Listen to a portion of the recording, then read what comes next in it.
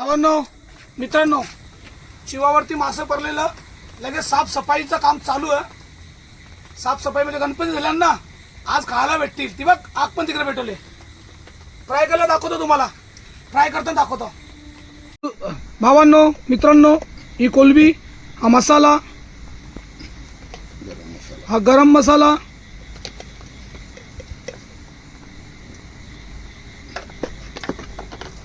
अख्खा मसाला, ही आंबा हलद फटकी ही झाली कोटिंग आमची तयारी. आणि आता राहिला लाचचा नमक, मीठ मीठ. चला आता तलताना दाखवतो. हा कसा काम चालू आहे. भावानो, हे बघ कसं कुरकुरीत कराक कुरूक झालं मग. गरम